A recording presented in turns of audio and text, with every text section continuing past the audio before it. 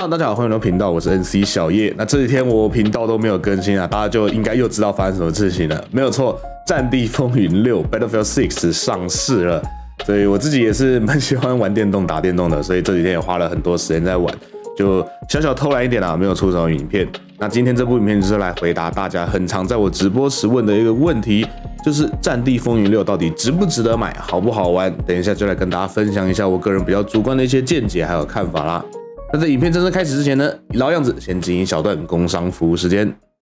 LEGO Fast 是一款不论平台、不论区域，任何人都可以轻松使用的游戏加速器。不仅支援的游戏众多，在各平台上面有超过2000多款的游戏可以供各位选择。LEGO Fast 更透过自家的全球伺服器与节点，不单单减少不必要的传输绕道，减少延迟，更可以让最重要的游戏风暴顺畅收发。不管你是 PS、Xbox、PC 或者是行动装置，LEGO Fast 都可以帮助你在团战爬分时拥有更稳定也更顺畅的游戏体验。那除了上面提到的基本功能 ，LEGO Fast 加速器也分别为了不同的游戏建置了许多不同的小工具。以即将上市的 Battlefield 6 BF6 来说 ，LEGO Fast 不止内建了安全启动 TPM 2.0 的检测与快速启用辅助，还有之前游戏测试时许多玩家因为电脑的设定不全而可能遭遇到的 interception 反作弊等错误问题的快速修复工具。而对于想要在特定区域游玩的玩家，地理过滤器工具更可以让你轻松将自己的配对区域限定在期望的地区，让你不管是想跟美国、英国，甚至是住在南极的朋友，都可以轻松无负担的配对游玩。其他还有更多更方便有用的小工具，随时支持着大家的游戏体验。现在就透过我的链接下载 LEGO Fast 来体验最流畅且最精彩的游戏体验吧。LEGO Fast 也会在游戏上市时同步支援 Battlefield 6的连线最佳化。各位如果在尝试过后觉得不错，也可以在购买会籍时输入我的专属折扣码 NC， 这样就可以再额外获得7折的优惠哦。好了，那么接下来就让我们回到正片时间。好，那么等一下一样是老样子，会跟各位分别讲讲我觉得这个游戏好的地方、不好的地方，以及最后的推荐买不买的部分。首先呢，就不浪费大家时间，先从好的部分讲起啦。战地风云6目前我玩下来，我觉得做的很棒的一个点，就是在它的战场氛围上面。硕大的场景、众多的载具、为数众多的士兵一起向前推进，实实在在的都可以体现出在战争里面，你作为一个单纯的士兵，为了队伍的胜利，不停的向前迈进，以及奋勇杀敌哦。这个部分我感觉是做得非常非常好的，尤其是如果你主玩的是一些比较交战密集的模式，像是突破、突袭这类的，那你就更可以时刻的感受到整个战线有很多的人啊，很多的事情正在发生。你自己只是一个小小的士兵，能做的事情非常有限，但是还是必须要努力为队伍做出一份贡献。我自己是觉得非常非常的有意思，也非常值得各位细细的去玩味跟体验。那再下来另外一个好的点就是大概是沙盒体验了。虽然我在直播上面比较没有那么多的去做操作，但是在战地风云6里面还有 Portal 的模式可以供各位自己去选用地图编辑器，还有游玩各式各样第三方做出来的一些其他的地图，也包括 COD 里面经典的场景Shipment装卸货柜场又被复刻进战地风云6的地图里面。那当然这些地图设计好不好，还有重生点上面有没有点问题，这个我们就先不讨论，毕竟是第三方制作的嘛，铁定是会比官方制作的还要来的劣质跟粗糙一点。不过我觉得更值得我们认真去看待的是这一个系统还有这个机制所创造出来的无限的可能性，还有未来的发展跟展望。目前游戏上市也才1个周末而已，就已经有人复刻出这种比较小型、复杂程度比较低的地图。如果再过个1个月甚至数个月之后，社群整体可以诞生出怎么样令人惊艳的地图，那就是非常令人期待的一件事情了。所以如果你也很喜欢这种沙盒体验，喜欢自己亲手动手做东西，或者是体验各式各样不同第三方地图的话，战地风云6对你来说无疑也会是一款非常好的游戏。再下来最后一个好的点啊，我也是觉得非常重要的点，就是战地风云6可以让所有的玩家，不同类型的玩家都可以轻松的去游玩游戏。跟 COD 不同哦，这种主打团队竞技的游戏，通常绝大多数的玩的时候都是十分高压的。就算你想要玩一些古怪搞笑的配置或者是玩法，也是需要非常大量的时间去集中精神的。那反观战地呢，不管你是打带跑玩家，还是后方狙击型玩家，甚至是你就是想要修坦克，或是你就想要在地图的一个角落做你自己的事情，你也不想要去影响到他人，你喜欢怎么玩跟习惯怎么玩，都可以在里面找到属于你自己的一席之地。我认为这是一个非常非常的好的状态，尤其大家可能下班下课啊，不想花那么多心力练习团队竞技的一些游戏知识或是游戏技巧的时候，战地风云6在这方面确实提供了无人能比的休闲性以及娱乐性，这点是必须承认的。那以上3点大概是我觉得《战地风云6》无可比拟的好的地方哦。那好的地方当然不会讲太多，毕竟我就是觉得好嘛，所以就是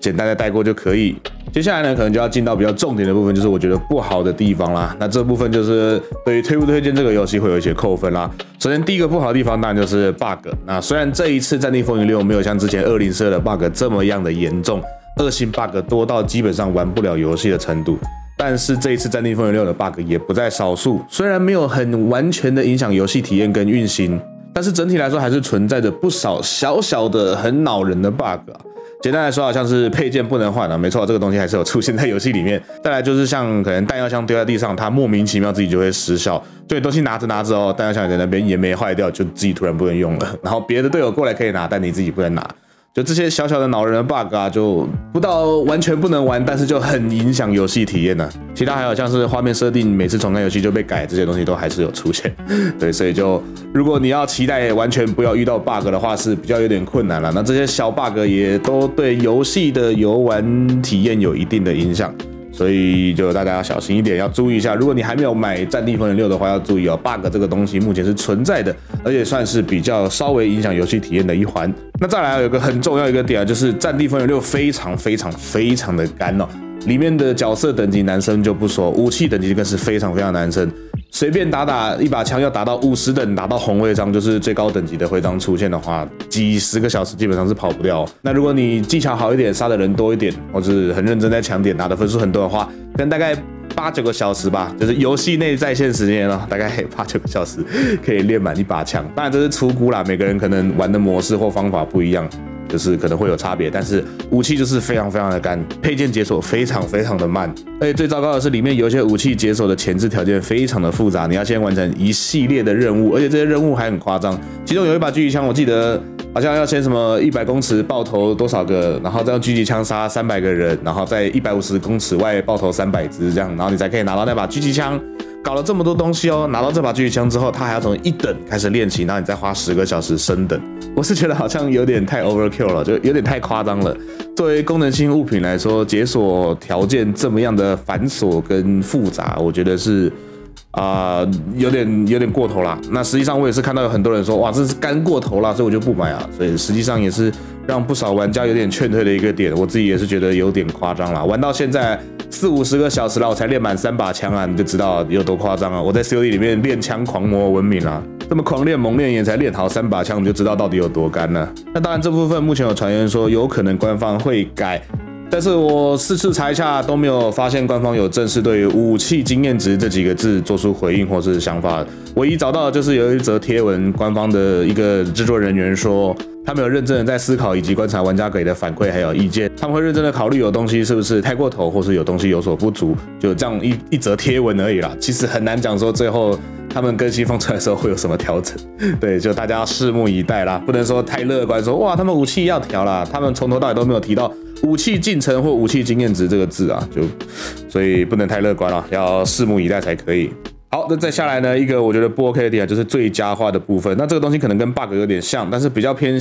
游戏系统运行方面的问题。可能家机比较没有这个问题啊，但是 PC 如果你是想要用 PC 玩《战地风云6》的话，可能就要小心一点。目前游戏的最佳化不到非常优秀，那其中包含各式各样不同的问题啦，像是我自己遇到最严重的就是显存溢出的问题，这就是游戏里面的一个 bug， 官方也已经正式的确认这个问题之后会修，然后还有就是游戏闪退，各式各样就是在系统最佳化还有游戏运行最佳化上面，其实《战地风云6》还有一小段路要走啦，对，这是另外一个扣分的点了。然后最后一个我想要讲的点就是内容量其实偏少，虽然武器有蛮多种的啦，但是实际上像可以玩的地图，目前算一算应该就9张而已，就9张，然后模式也是经典的那几个模式，没有太多所谓的创新的内容啊。如果你要说它是旧的 BF3、BF4 的强化重置版，我觉得也不能算说错。目前可以玩的内容量不是很多，绝大多数的官方提供的游戏内容都围绕在干枪等、干角色等级上面，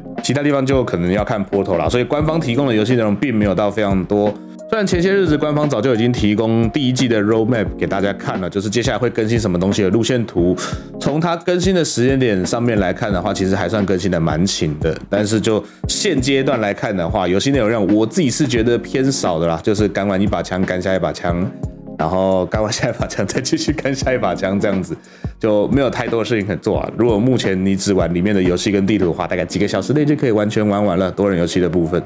就比较可惜一点啦，也算是一个扣分的点。那最后就来讲讲我推不推荐《战地风云6》吧。如果你是战地系列的老粉丝，你很喜欢这种大战场、大规模战斗，喜欢这种战场分回沙盒体验的话，那么《战地风云6》对你来说，我无疑是推荐的。《战地风云6》作为一款游戏，或者是说作为一款战地风云的游戏，我个人认为是非常非常好的。它提供了粉丝这几年在所谓的类战地风云类游戏上面的一个遗憾以及一个市场缺口。虽然有的没的问题很多，但是其实官方很愿意听取玩家的意见。如果大家可以去稍微搜寻一下官方的推特或者制作人的推特的话，就可以发现里面的人其实都很认真的在回复官方的问题。目前已知什么问题也有详细的列出，也很积极的在回答玩家们的询问。作为一款游戏的制作方、发行方，我认为他们的态度是非常良好的。那基本上，如果是态度良好的话，游戏上面有一些问题，我基本上都是给过的，因为有沟通就有办法解决啊，而不是他们自己关着门说，我们的游戏超好，毒性正能量啊，这样子就不太 OK。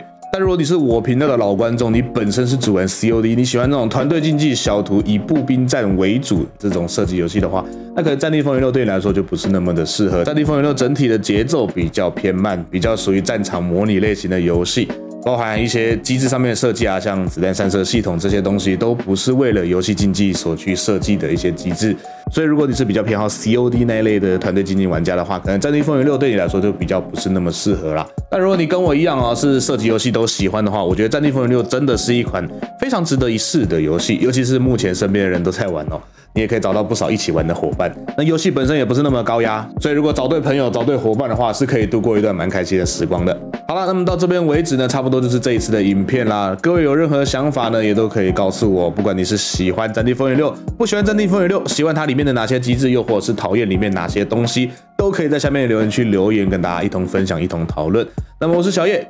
我们下一部影片再见吧，拜拜，拜拜。